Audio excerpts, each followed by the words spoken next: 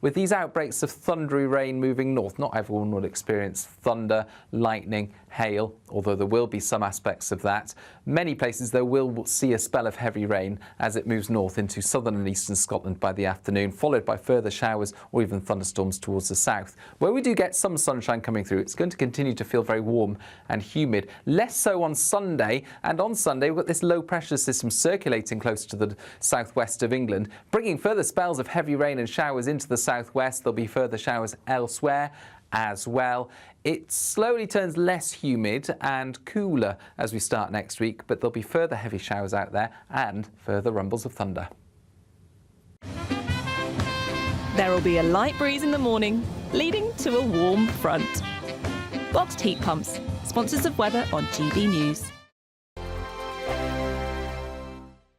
Imagine having an extra £1,000 to spend each week for an entire year. £54,321 in tax-free cash could be yours. Cash to spend however you like. £54,321 in cash could be landing in your bank account this year. For another chance to win £54,321 cash, text cash to 63225. One entry costs £2.50 plus one standard network rate message, or text bonus to 63225. 5 entries cost £5 plus one standard network rate message. Go to gbnews.com/win. Entries start at £2.50. Call 0903 686 3232. Calls cost £2.50 plus your network access charge. Or post your name and number to GB14 PO Box 8690 Derby DE1 9TT. UK only. Entrance must be 18 or over. Lines close at 4 p.m. on the 1st of August. Please check the closing time if listening or watching on demand. From the school run to the home run, watch a new show for all of Britain. So he can say whatever he wants. A straight talking show where all voices are heard.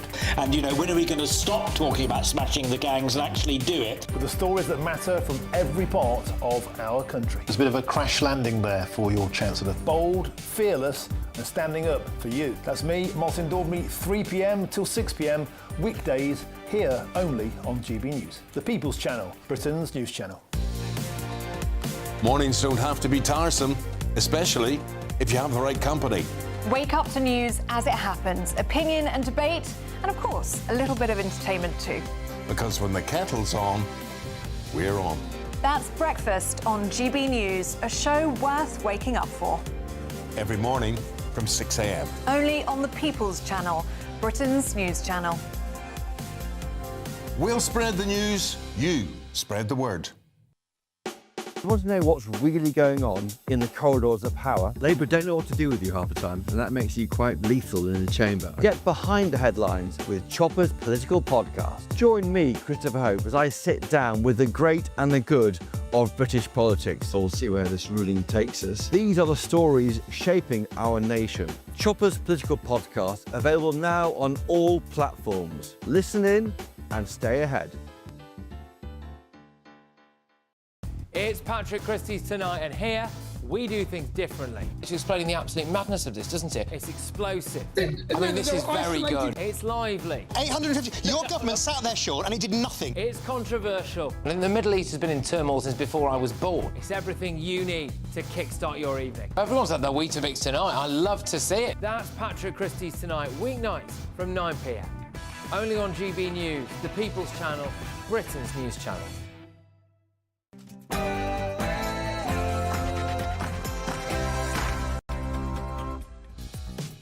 Welcome to Friday Night with me, Matt Goodwin, where I speak up for you, the forgotten majority. Coming up on tonight's show. Is last night's disorder outside a migrant hotel in Epping a reflection of our broken borders?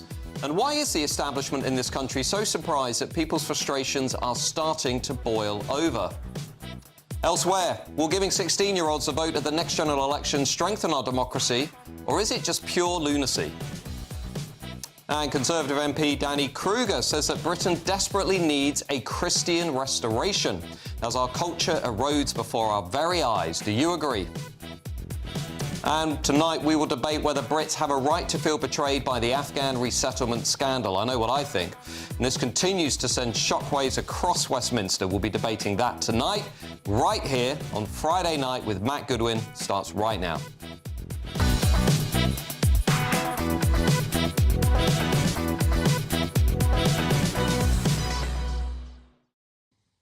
Now, I'll also be joined tonight by my panel, assistant comment editor from The Telegraph, Poppy Coburn, and former Labour advisor Matthew Torbett. But as ever, I want to know your views tonight. You can reach us at gbnews.com/your say, and of course you can reach us on X at GBNews. But now it's time for the News Bulletin with Tatiana Sanchez.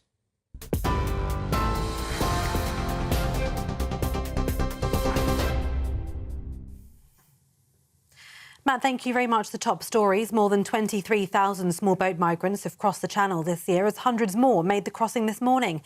People smuggling gangs have taken advantage of thick fog in the English Channel today to launch multiple small boats towards UK waters. GB News can also reveal more than 320 migrants made the crossing yesterday. The number who have crossed so far this year is more than 55% up on the same period last year. Meanwhile, 2 people were arrested following anti-immigration protests overnight last night at a hotel in Epping. Essex police said a police officer sustained minor injuries after protesters clashed with police. Fireworks were let off and eggs were thrown outside the hotel. Police vehicles were also damaged. It's the latest demonstration to happen outside the Bell Hotel after a 38-year-old man was accused of sexual assault. Diane Abbott says the Labour leadership wants me out and that her comments in a BBC interview released this week were factually correct after she was suspended from the Labour Party for a second time. Her suspension comes after she doubled down on comments about racism for which she'd previously apologised. She's the 5th Labour MP to be suspended by Sir Keir Starmer this week. Ms Abbott was suspended by Labour in 2023 after writing a letter to The Observer comparing racism experienced by people of colour with that seen by other groups. She apologised and was readmitted to the party before the 2024 general election. Rachel Maskell, Brian Leishman, Chris Hinchcliffe and Neil Duncan-Jordan also all lost the whip this week. They now sit as independents in the Commons. Former Defence Secretary Grant Shapps says he'd make the same call again in a heartbeat when it comes to the Afghan data leak, saying Afghans who helped Britain risked execution and British special forces were exposed. The personal details of spies and special forces were included in a major data breach that led to thousands of Afghans being secretly relocated to the UK. Information about more than 100 Britons, including special forces and SAS, was contained in the breach. Shapps said the injunction blocking the reporting of the breach at the time was quite rightly applied for by his predecessor, and he believed at the time it should stay in place. The super injunction preventing the reporting of even the existence of the injunction was lifted earlier on this week. And the child who died in a school coach crash in Minehead yesterday was a 10-year-old boy, police say. 6 children, 3 adults remain in hospital. 21 others were taken to hospital following the collision between Wedden Cross and Timbercombe yesterday afternoon. Several had serious injuries, including 2 children. There were 60 to 70 people on board at the time. Tributes have been paid to the victims of the heartbreaking and devastating crash. Sir Keir Starmer said there are no adequate words to acknowledge the death of a child. And those are the latest GB News headlines for now. More news from me in an hour. Now it's over to Matt. For the very latest GB News direct to your smartphone, sign up to News Alerts by scanning the QR code or go to gbnews.com/alerts.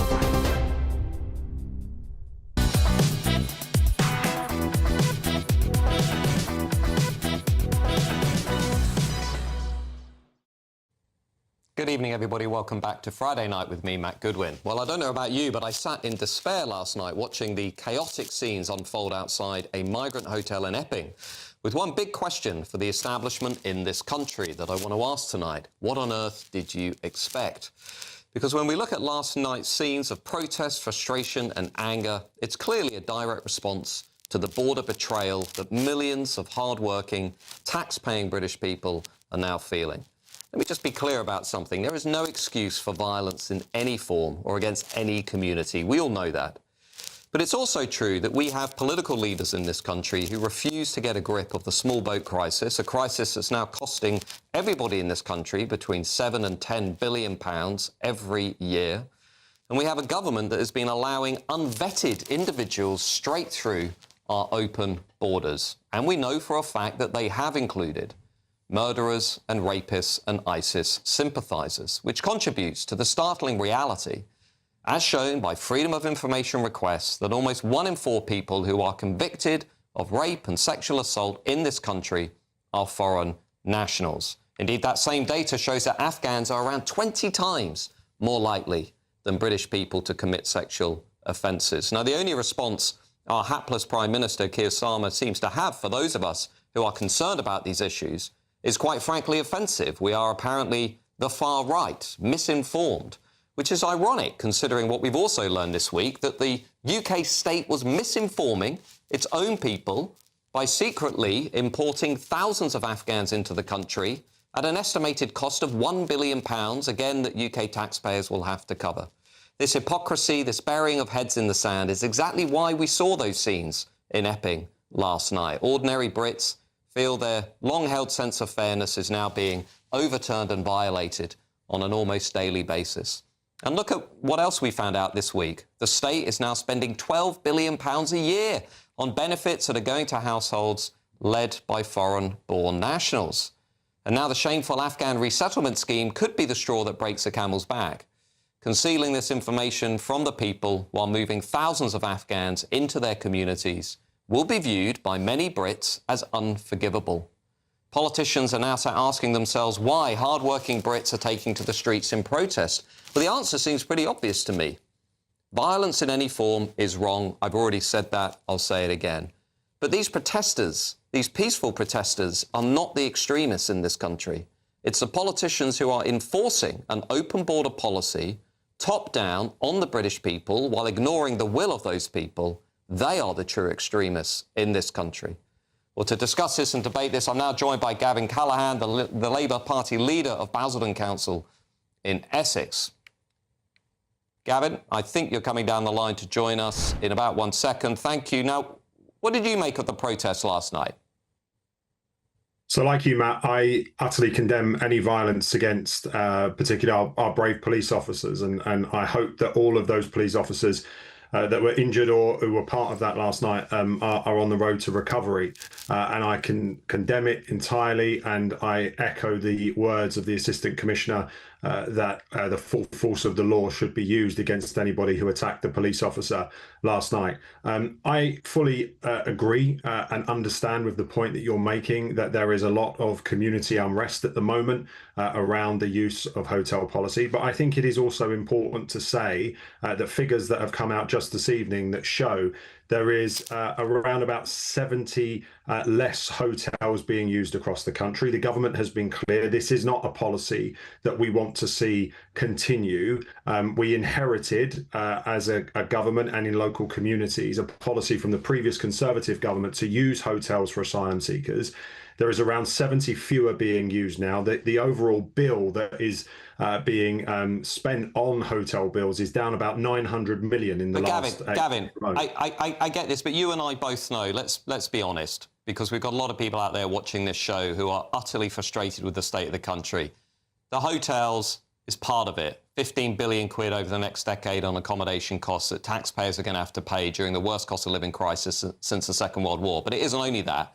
You know, when is the Labour Party going to fix the small boat crisis, close the borders, lower migration, and to be frank, get, the estimated 1 million or so illegal migrants who are in the UK living among us, get them out of the country? Because until you start to deal with the fundamentals, the root cause of this frustration, I don't think we're going to avoid similar scenes of protest like the ones that we saw last night. Well, look, you and I both know and understand that this is a complicated issue. As you've just described there, it's multifaceted, right? And part of this, and you asked me to come on tonight to talk about the issue around this asylum hotel. I think it is right that the government is moving towards closing down these hotels. I've never supported this as a policy. I don't think it's the right thing to do in our communities. And it is good that there are 70 fewer hotels across the country right now, and that there is £900 million less being spent on hotel accommodation. As for the other parts of this, when it comes to small boats and other things, the government again has been clear it is a priority, but it's complicated. And I think even when reform have been Gavin, you keep saying it's complicated. It's not really that complicated, is it? It's not really that complicated. Instead of actually saying we're going to do what we need to do to control the borders, we're going to leave the ECHR, we're going to reform Tony Blair's Human Rights Act, and we're going to do offshore processing. What Keir Starmer has done instead is he said, well, we're going to do one in, one out. We're going to keep these guys coming into the country who we know are much more prone to commit crime. We're going to keep subjecting the British people to this, and at the same time, we're going to accuse them of misinformation and call them far-right thugs, while knowing that the state has actively been misinforming people by flooding the country with Afghans and not telling anybody about it. Well, listen, I mean, I'm not gonna refer to people as far-right thugs. That's not the language that I your use. leader did. I'm part of Essex. I understand why people are frustrated at it. But this thing about offshoring, I made this point on GB News earlier on this week. The biggest mistake that we made when we left the European Union, right, and it's fine, we've left the European Union, that's what the country voted for. The biggest mistake we made was not negotiating a returns agreement with the EU. So it is not in the interest. It is Gavin, not even when we were in the European Union, I'm sorry to cut you off again, even when we were in the EU and under the Dublin Agreement, we took more people than were returned to the EU. I know it's a good argument for folks who want us back in the EU. I understand why they make it, but it's deeply misleading. Under the EU returns agreement, we weren't removing these people from the country. The only way we can do that is leave the ECHR, reform the Human Rights Act, have offshore processing, and start deporting illegal migrants from Britain. So, again, I'm not making an argument to return to the EU, and I'm not necessarily making the same argument that we need to be part of the Dublin Accord. We need a returns agreement, the same as we negotiated with Albania, which was, in fairness to the previous Tory government, working, and it did work for the Albanians coming across on small boats. We need the same with the EU. Let's be frank about this, Matt, right? Why would the French, why is it in their national interest to stop people getting on boats every day and heading to a non-EU country like the UK? You know, we say here, stop the boats. Over there, they say, off you go. And this is part of the issue. What we need is a proper returns agreement with the EU, not just with France, but with other countries as well. Gavin, don't we give them 500 million quid to do the opposite? Isn't that why we've given the French 500 million quid?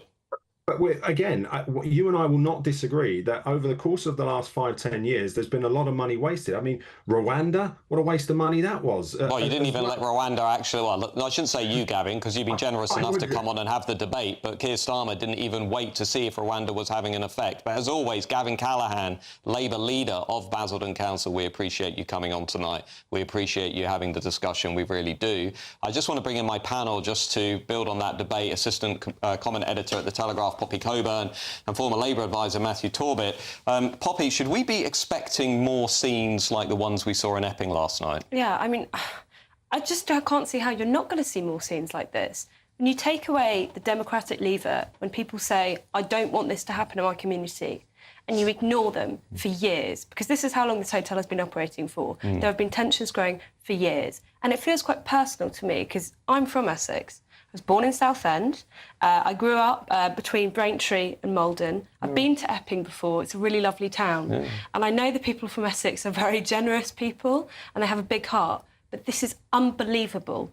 You know, the fact that they're expected to put up with one of their hotels right near a school, right near the centre of town, being flooded with single men who they don't know who they are, from all over the world, and they've been ignored by their local politicians for so long. I mean, I'm speechless. It is disgusting. And it's also, Matthew Torbett, it's collided with this Afghan story this week, where you've got this sort of potent cocktail of open borders, small boat crisis, one in, one out deal, which has gone down like a lead balloon. And now we've got what is one of the biggest state cover-ups in the history of the UK state, where we learn that politicians have been importing thousands of Afghans into the country with no democratic scrutiny, no oversight, misinforming the British people while accusing the British people of being misinformed when they ask questions about who on earth's coming into my community.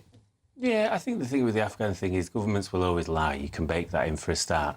The bigger question for me on that is why nobody has faced any disciplinary action or lost their job. It's cost all of us collectively as taxpayers £850 million extra. Goes towards all three schemes, £7 billion quid. It's a lot of money that could be put towards things like offshore processing centres. However, I've been banging my head for a long time in the Labour Party talking about offshore processing, right back to 2021 when it was offered to Boris Johnson by Emmanuel Macron's Interior Minister. They even said, we will pay for it, where you can put your Home Office officials in, because it benefits neither side politically, because Macron's getting it his side, because Calais is essentially a jungle of vulnerable people and people with potentially nefarious aims. And for us, you've got the moral issue of people potentially drowning, but also filling up a country that is fit to burst in many cases when it comes to public services. Poppy Coburn, I don't see where the end point is in all of this, because we have a few more years of a Labour government. As we've seen also this week from the OBR and elsewhere, the economy is basically now steadily declining, managed decline, cost of borrowing going up, taxes will go up this winter. We don't have a solution to the small boat crisis, and we're not going to get one with this one-in, one-out deal. It's very unlikely to make any difference. And then you've got a Labour leadership on top of this that doesn't seem to come close to understanding the mood in the country. So where does this go? I mean, what's the end point of this? 2-3 more years of long, hot summers and frustration boiling over? I mean, I think, unfortunately, that is the future. You know, I'd point out that at Epping, with these protests that have been going on for several days, they started out as like local families coming up and saying, protect our kids. You know, I understand at the end it did devolve into more of a violent protest, but at the beginning it's just people who are so fed up. They've been asking the legitimate way for so long and they've been ignored. And so you look at it and you look at Westminster and you go, you are putting people's lives at risk and you don't seem to care.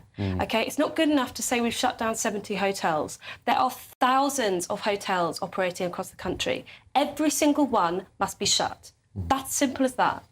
Matthew Torbett, you know the Labour Party better than most. Do you actually think Starmer's going to survive the next few years? Because if we're going to have more of these protests, you know, going on, we've got, obviously, the markets are beginning to wobble. They're looking at Labour's economic policy, the cost of borrowing starting to go up. A lot of people starting to think, actually, it's not completely outside the realm of possibility that we get some kind of external intervention in the coming years, the IMF or some kind of market meltdown. We're already seeing signs that the social contract is starting to really be stretched in places like Epping. Of course, we had the protests last summer. I mean, do you actually think Starmer's going to be able to contain all of this? No. I think the social contract isn't just fraying, it's broke. Yeah. You know, for anyone in this country trying to get on in life, regardless of even immigration, the idea that you're going to buy a house if you're a millennial or older. I've always thought 2026 was the big year. We will lose Wales and Scotland. You asked earlier, Poppy, about an end point. It will be a reform government. That's where this is heading. I don't see any way out of this personally.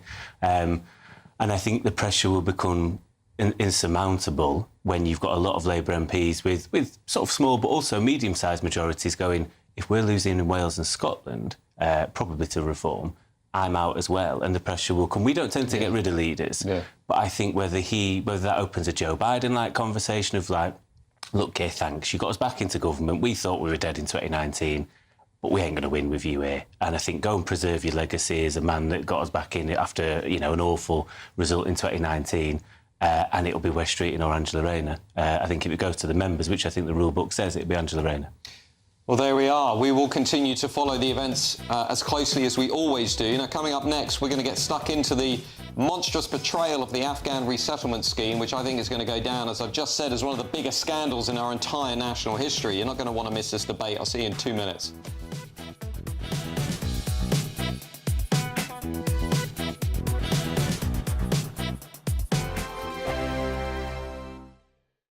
Exciting news. Every Friday, my Patrick Christie's Tonight Show is going to have a twist to it. We're welcoming some special guests. You. That's right, on Fridays I'm going to be doing my show in front of a live studio audience because this show is about you and what you have to say. It's going to be the same big debates, same big topics, same big opinions.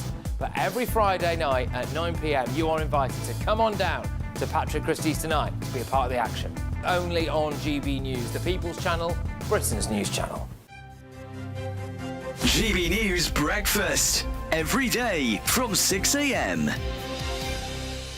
For working class families, what are the fundamentals that they are looking for? They're looking for good housing, they're looking for good schools, they're looking for good jobs that give them a fair day's wage for a fair day's graft, they're looking for a strong NHS, and they're looking for safe communities to live in. When you have all of those foundations in place, then it means that children, young people, they can flourish, they can do well alongside their parents and their grandparents. And I think if you look at what this Labour government has done. We're 10 months into a 5-year programme here, by the way. But in the first 10 months of this new Labour government, they have put major policy reforms in place across all 5 of those key foundations for working class families. And so I'm confident that we're starting to see some of it here in Basildon, where Basildon is starting to get better again. I'm confident that by the end of this Parliament, because of what the government is doing now, we will start to see some positive changes for working class families. OK, Christo, what do you make of it? I think that Bridget Phillipson makes a very fair point when she says that white working class families and those peoples are being left behind. But unfortunately, her actions as Education Secretary don't align with what I believe are these completely hollow words. So, for instance, we've seen white working class boys particularly, but now girls, falling behind in education for absolutely years. So why Bridget Phillipson would then bring in a policy that is seeing, by the latest figures, 13,000 private school pupils entering the state school system, why on earth she would bring in that kind of policy, whilst then having the audacity to say that she's worried about white working class pupils not doing so well, is beyond me. GB News, the People's Channel. Hi, I'm Michelle Dewberry, and my show is your opportunity to cut through all the noise and dive in headfirst to some robust debates. Ideas clash. Situation, no, because the failure is you're deliberately avoiding my point. Nothing's held back. And if you think this is the end of it, wait for more. And we do not shy away from the difficult stuff. Sometimes I want to shake people and say, if only you understood. So join me on Jubes and Kerr weeknights at 6 p.m, only on GB News, Britain's news channel.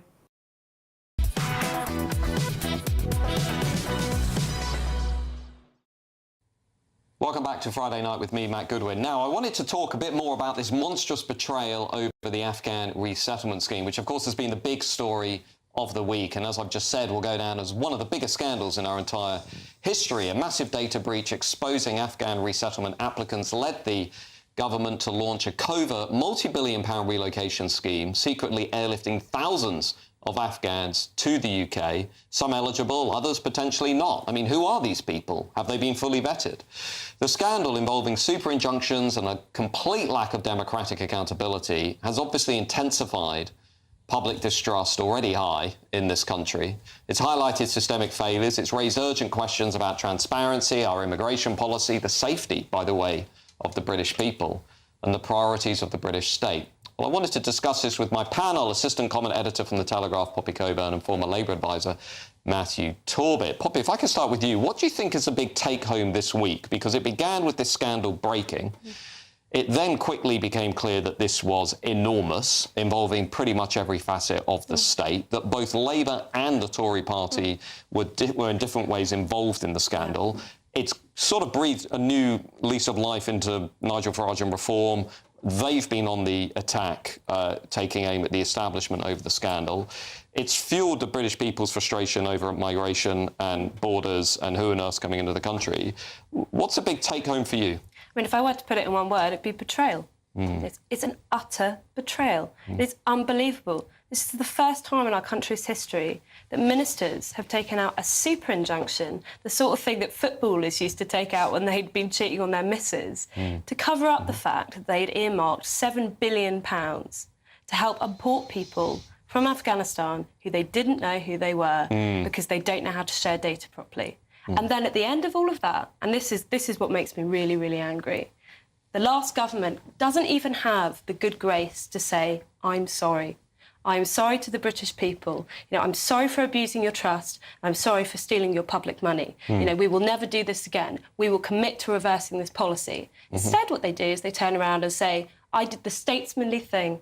I did an honourable thing. I would walk over hot coals to make the same decision again. That tells you everything you need to know about the last government and where its real interest lied. Yeah, Matthew, this is going to fuel enormous disillusionment. Well, yeah, just to add to the already massive load of disillusionment, I suppose. I can see some sense... No, I'll tell you what, I'll start again. The media should be free and fair and able to challenge governments. Absolutely. And I think with this sort of stuff, there could have been a negotiation with the media. some of our own people, we've since found out, were on that list. Spies, assets, all the rest of it. That is a killer for anyone's career. That is putting people's families and lives at risk. And it's important to also protect your own. I think we could have done better at getting people out like that and then allowed the media to run it. I don't think there was a need for this to run for as long as it did, and I think people seem to be questioning that now. It's important to save lives, but even at the same time, we were making decisions, or in fact, Carrie Johnson was apparently making decisions to prioritise animals and you know, puppies and whatever else rather than human beings. So it doesn't come as an altogether surprise. I think, again, it comes back to... I don't know if I'm wearing rose-tinted spectacles. There used to be a politics of old, I feel, that if you did wrong, you were held accountable and you would fall on your own sword because you go, look, that's on me. We don't see that anymore, and we hear of reports in the Telegraph where generals were balking at the idea of even daring resign. I'm not resigning. Why should I resign? I think, well, because look at the state of this. That's Absolutely. why. And also watching PMQs this week on Wednesday, where there was this sort of collective patting on the back. I just felt like the House of Commons was in sort of la-la land. These people live in a different reality. I mean, it is as simple as that. You're completely right. It was patting each other on the back. They didn't even think it was worthy of comment. I mean, this is unbelievable. This is our Watergate-level scandal that has just occurred. And it seems like not a single person in Westminster, the previous two parties, the one that makes up government currently, the one that made up the last government, even thinks it's a big deal. You know, they seem to think that we're somehow mad for being upset about this. Yeah, absolutely. And I think it just comes down to, again, you know, they haven't learnt any lesson. Why would you trust these people again? Why would you give them another chance? They've learnt nothing. Well, that leads me to my next question, Matthew, which is ultimately reform's going to be the big beneficiary of this, isn't it? We've seen Nigel Farage on the attack all week. We've seen Zia Youssef on the attack all week. I want to come to his dispute today, or the war of words between him and Robert Jenrick. I'm going to show you something in a second. But this is going to help reform, isn't it? The anti-establishment party. You would have thought so, but I'd actually agree with GBNews' Camilla Tominey and what she wrote in the Telegraph tonight, and I think they fumbled the bag a little bit. I think all they had to do was go, we would never do this. Look at the state of these two establishment parties. They're both as bad as each other. It won't happen on our watch. I think they got it wrong by going for the jugular after Suella, after Robert Jenrick, because there's this idea that they've got to kill the Tories. The Tories are dead. They don't need to overplay it, and I feel like there's an over-egging of the pudding they didn't need to do. I agree with that. I'm just going to show you something in a second. Just, Poppy, at the same time, Reform are currently winning about 1 in 3 voters who voted Tory last summer. So there's still a lot of that Conservative vote for Reform to mine. So they have got to really go for the jugular. To be honest with you, I understand what you say about it may seem that they're going overboard, but I just think it reflects the public mood. You know, I think it will be different. I can understand in the case of Suella Braverman, who has actually apologised. She did actually come out and say, I'm sorry. But that's not the case for the vast majority of people who are in the last cabinet. They're actually now downplaying the role that they had in this scandal. And I do think it is worth pointing out that if you go back to 2021, there was only one politician who was actually saying at the time, although he obviously wasn't in politics at the time, I'm quite worried about this Afghan resettlement scheme. And that was Nigel Farage. And he got absolutely destroyed for it. Absolutely. You've got to say, like, that he was saying something differently from what the political establishment was saying. And I think he deserves a little bit of credit for that. Indeed. And, of course, remember after Southport, it was Nigel Farage who said something doesn't sit right with me about this. And it turned out that was right, too.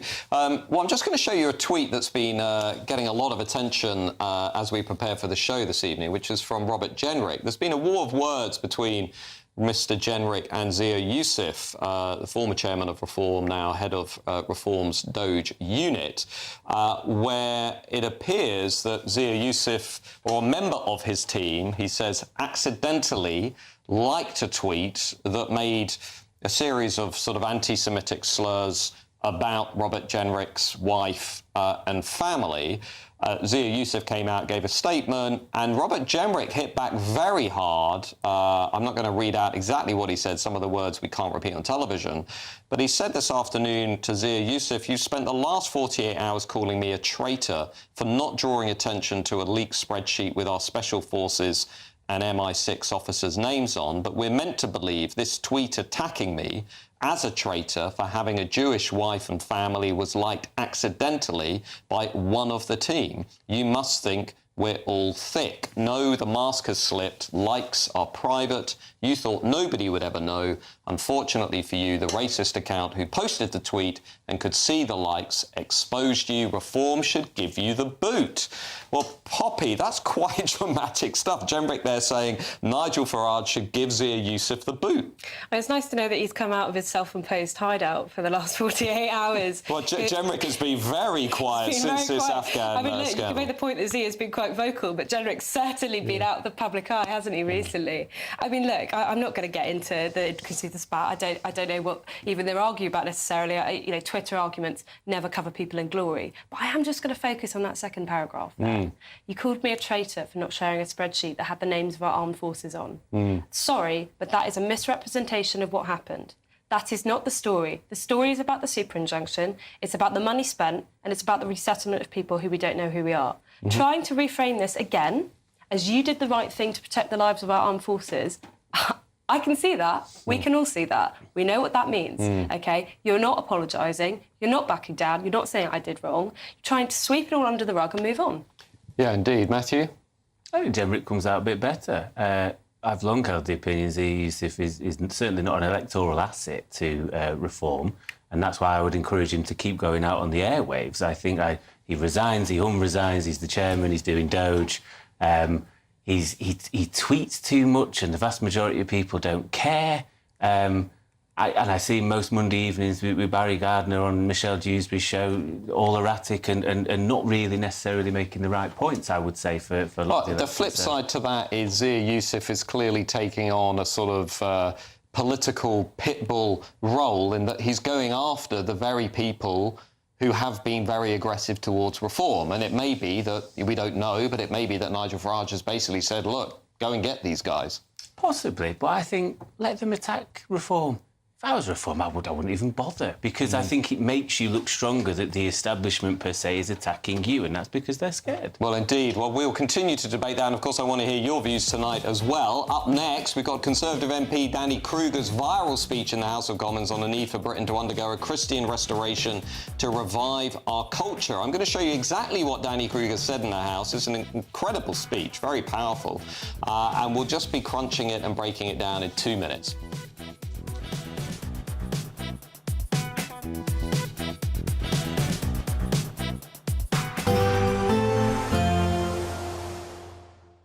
Dinner under the stars tonight? That reminds me of our travel insurance. You mean all clear skies? All Clear Travel Insurance sponsors GB News Travel Destinations Forecast. Lots of blue skies and strong hot sunshine around the Mediterranean at the moment. There's going to be a bit of a breeze blowing, however, this weekend, especially for Crete and Cyprus. Maybe 1 or 2 showers inland across Turkey, but again, most of the coast's dry and sunny. Same goes for Italy and much of southern Spain, along with the Balearics and the Canaries. Also set fair. Temperatures in Tenerife close to 30 Celsius. We'll have highs here of 29 for the next few days and similar temperatures in Barcelona. All Clear Travel Insurance sponsors GB News Travel Destinations Forecast.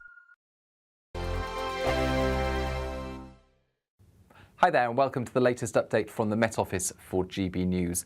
A lively night out there in places with a thunderstorm warning in force for parts of southeast England because of the sheer amount of rain that could fall in just under 3 hours. We've got low pressure to the northwest. That's causing rising air. That, combined with the heat and humidity that has been building over the last few days, means that an area of thundery rain may well be imported from northern France through the Channel and arrive into London and the southeast during the early hours. And the intense rainfall rates, although not everyone will experience them, of course, there is the risk of flash flooding from this system. Elsewhere across the UK, a muggy night to come. A lot of cloud cover, further showers here and there, but particularly across parts of England into East Wales. And it's this area where there is the risk of a month or even 2 months worth of rain falling in less than 3 hours. So although we need the rain, that amount of rain falling onto dry surfaces could cause some real issues by Saturday morning. Northern Ireland, cloudy skies, a few showers, scattered showers into the west of Scotland. Not as humid here as compared with the rest of the UK, but it's a cloudy picture across many parts of England, southern and eastern Scotland, parts of Wales as well, with these outbreaks of thundery rain moving north. Not everyone will experience thunder, lightning hail, although there will be some aspects of that. Many places, though, will see a spell of heavy rain as it moves north into southern and eastern Scotland by the afternoon, followed by further showers or even thunderstorms towards the south. Where we do get some sunshine coming through, it's going to continue to feel very warm and humid. Less so on Sunday, and on Sunday we've got this low pressure system circulating close to the southwest of England, bringing further spells of heavy rain and showers into the southwest. There'll be further showers elsewhere as well. It slowly turns less humid and cooler as we start next week, but there'll be further heavy showers out there and further rumbles of thunder. Good Afternoon Britain isn't just about us. The wonderful thing about this programme is it's about everyone watching. It's an interactive programme. Well, there absolutely is something to see here, and we're going to be talking about it more. Whether it's breaking royal news, please bring us up to date, or indeed a particularly punchy speech in the House of Commons. Very, very curious. We bring it to you live, and then we bring you live reaction as well.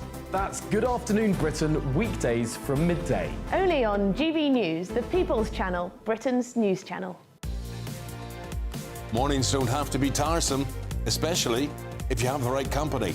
Wake up to news as it happens, opinion and debate, and of course, a little bit of entertainment too. Because when the kettle's on, we're on. That's Breakfast on GB News, a show worth waking up for. Every morning from 6 a.m. Only on the People's Channel, Britain's news channel. We'll spread the news, you spread the word.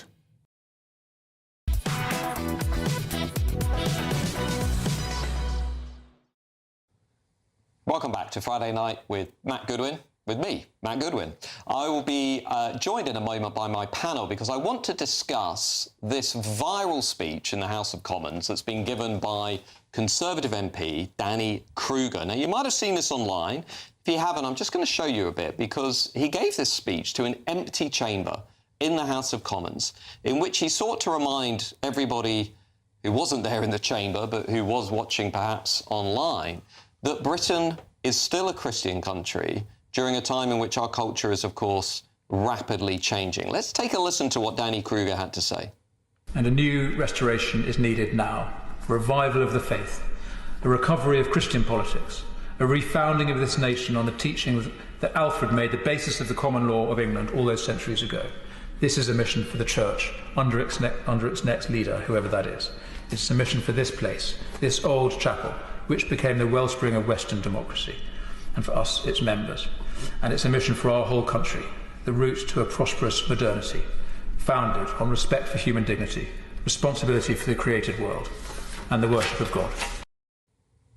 Wow, it was quite a speech, and I encourage you all to watch the whole thing online. I'm going to discuss it with assistant comment editor from The Telegraph, Poppy Coburn, and former Labour advisor Matthew Torbit, because I think this was quite an important speech, Poppy, even though there was nobody in the House to watch it. What Danny Kruger was saying was, look, actually, we have forgotten what this country is all about. We've forgotten what Parliament is all about, and we've forgotten the Christian roots of our nation, and we need to get back to that at a time of mass immigration, a time of rapid demographic change, a time where we have a growing number of religions in this country. We've got some very big and worrying debates over new laws to deal with Islamophobia and all of these sorts of things. And what Danny Kruger is saying is if we're not careful, we're going to lose sight of the bigger story behind this country.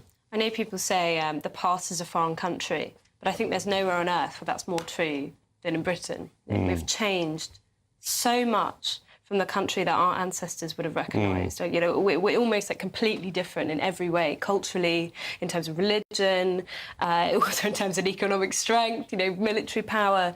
But I think the reason why this speech was just so compelling because it had a real intellectual base to it. These are the sorts of speeches that parliamentarians used to regularly give, I know now we listen to parliamentarians and they'll say, they'll talk about bin collections in their constituency, not to say that's not important, but we used to expect a lot more from our MPs, and as he actually says in the speech, he points out at the very beginning that the House of Commons used to be a religious chamber. Before it was a political chamber, it was given by the Church of England to become a political chamber. And I think that was the kind of point that he was trying to get across, that there is something spiritual about the art of politics. And when you lose that spiritualism at the base of it, there's just this hole at the heart of where the country is trying to be. Absolutely. Matthew Torbit, in his speech there, Danny Kruger also took aim at what he almost referred to as a new religion. He said, yes, we need to talk about the rise of Islam within British society, and he specifically said he was not indifferent to that. But he also said, look, we've got this woke ideology, we've got this, you know, fusion of sort of paganism with extreme progressivism, liberalism on steroids. And he said, you know, this is filling the void that as Christianity has moved into the background, a lot of people have, particularly in our ruling class, have jumped on this new religion or movement to try and fill that gap. But actually, all it's doing is tearing down the guardrails that used to give us meaning. You know, we're now legalising abortion, you know, up to 9 months. We're doing state-backed euthanasia. We're completely losing sight of who we are. And if all of these guardrails go, our nation, family, community, what's going to be left? A lack of community, which is what worries me most. I'm not a man of faith, but I'm deeply envious of people who do follow or have a faith, because I think in times of real hardship, it can get you through in a ways that it can't if you don't believe, in a sense. I believe in community massively, and it worries me the degradation of community. I think as a country we're becoming more isolated, we're becoming more obsessed and just sat in our bedrooms on our phones, especially our young people. And there's a vacuum that is currently being filled by, I think, a lot of negative forces, I would say, both potentially either legislation or lack of legislation against certain things. I would say we shouldn't be worried about change, and I know people are. I think it's a part of life. I think if you look at Spain 500 years ago, that was a Muslim country. Yeah, but Spain is now Catholic, it's democratic. There's manageable change, isn't there? And then there's uncontrolled change. Manageable change allows you to maintain the culture, the identity, the values, the way of life. Rapid, uncontrolled change erodes all of those things. Yeah, no, because I think change has happened for 1,000 years. I mean, it is just literally the way of the world, not just the way of the country. And the only thing that Danny Krug gave a very eloquent speech, regardless if it didn't necessarily speak to me. I think the problem is faith can be a force for good when it builds people up. I think when you use it to draw lines around who belongs, potentially, that's where it becomes a bit of an issue for me. Poppy, you just made a very good point, I think, that you don't see speeches like that anymore. I can't remember the last time I saw a sort of intellectually, you know, heavyweight speech that sort of included a span of our history and had a very firm understanding of what this country is about. You certainly don't get it on the front benches of the current government, in my opinion. Why has the quality of politicians eroded to such a degree? Why don't we get more speeches like that? I think it reflects a broader loss of identity in the country. And, you know, Matthew, you spoke about change. I'm not necessarily a small C Conservative. I also think change can be good, if it's a change for the better. But there are such things as changes for the worse. And I think what made this speech, again, interesting, it was a clear kind of repudiation of the idea of British values as a nebulous concept. It said, like, actually, to be British isn't just, you know, being kind and liking football or fish and chips. There is a real history that roots our culture. You know, it was what gave the British people the confidence to be, you know, the envy of the world, to have influenced the cultures, the legal systems of the entire world at one point. Absolutely. And it just feels now that when you strip all of that away and all that's left is a set of stereotypes and cliches, you shouldn't be surprised that politicians have nothing to talk about, because it's so hollow, it's so empty. I mean, the other thing that just struck me is, you know, this sort of argument that the only thing that defines the British and the English now is that we welcome other people. Yeah. Implicit in that is that we have no identity of our own, and that's what they want us to believe, that actually the only thing that defines us is diversity. But if that is the only thing that defines us, then, well, what is Englishness and what is Britishness? And actually, what Danny Krug is saying is there's something remarkably unique about both of those things. So do go and watch the full speech if you can. Now, up next, we are talking to the nation's top pollster, Sir John Curtis, about Labour giving 16 and 17-year-olds the vote at the next general election. Will this strengthen democracy, or is it, as some of us might think, plain lunacy? I'll see you in 2 minutes.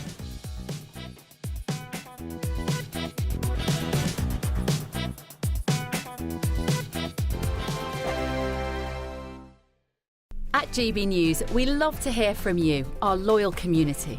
So drop us a line at gbnews.com/yoursay. There you can talk to each other and also to the presenters live on air, gbnews.com/your say, because GB News is your channel, Britain's news channel. Hi, I'm Michelle Dewberry, and my show is your opportunity to cut through all the noise and dive in headfirst to some robust debates. Ideas clash. Situation, No, because the failure is you're deliberately avoiding my point. Nothing's held back, And if you think this is the end of it, wait for more. and we do not shy away from the difficult stuff. Sometimes I want to shake people and say, if only you understood. So join me on Jubes & Co. weeknights at 6 p.m, only on GB News, Britain's news channel. Good Afternoon Britain isn't just about us. The wonderful thing about this programme is it's about everyone watching. It's an interactive programme. Well, there absolutely is something to see here, and we're going to be talking about it more. Whether it's breaking royal news, please bring us up to date, or indeed a particularly punchy speech in the House of Commons. Very, very curious. We bring it to you live, and then we bring you live reaction as well. That's Good Afternoon Britain, weekdays from midday. Only on GB News, the People's Channel, Britain's news channel. Mornings don't have to be tiresome, especially if you have the right company. Wake up to news as it happens, opinion and debate, and of course, a little bit of entertainment too. Because when the kettle's on, we're on. That's Breakfast on GB News, a show worth waking up for. Every morning from 6 a.m. Only on the People's Channel, Britain's news channel. We'll spread the news, you spread the word. From the school run to the home run, watch a new show for all of Britain. So he can say whatever he wants. A straight talking show where all voices are heard. And, you know, when are we going to stop talking about smashing the gangs and actually do it? With the stories that matter from every part of our country. There's a bit of a crash landing there for your Chancellor. Bold, fearless and standing up for you. That's me, Martin Dawdney, 3 p.m. till 6 p.m, weekdays, here only on GB News. The People's Channel, Britain's news channel. Join me, Nana Okoye, for an informative, interactive news programme with a difference. It's fun. No, he didn't say that, Dave. I'm so surprised. I think there's an element of truth to that. Join me from 3 p.m. every weekend, only on GB News, Britain's news channel. In the GB Newsroom, we bring you the news as it happens. With our team of dedicated journalists across the UK, we're ready to keep you up to date with what's happening every half an hour, every single day. Bulletins here on GB News, the People's Channel, Britain's news channel.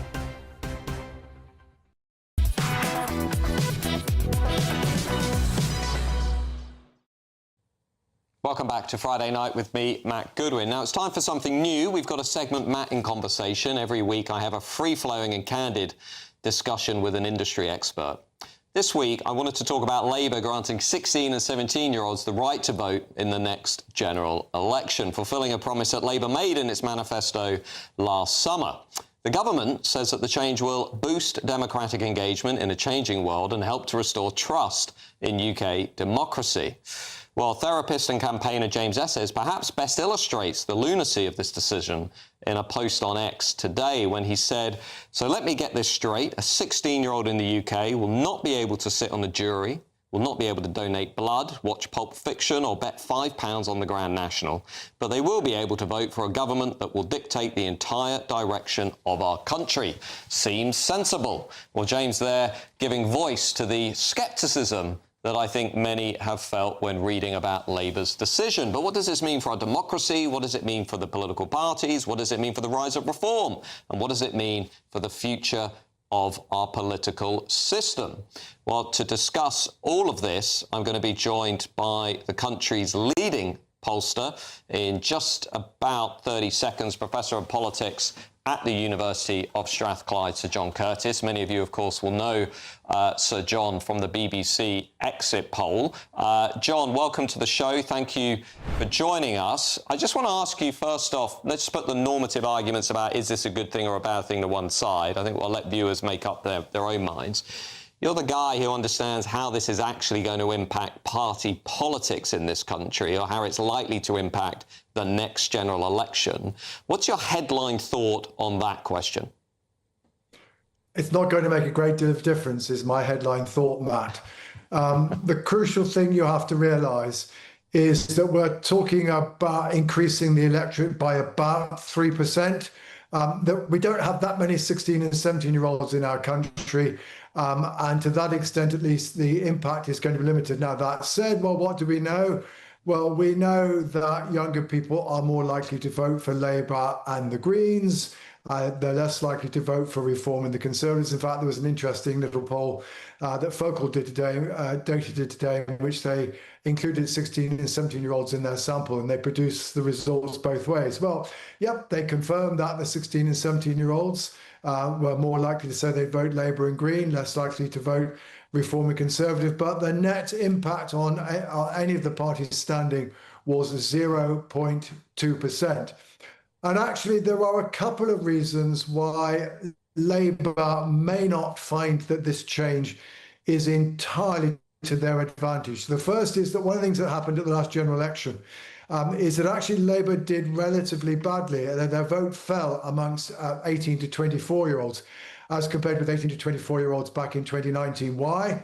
Because the Greens did particularly well amongst that group. They're still doing well amongst the group.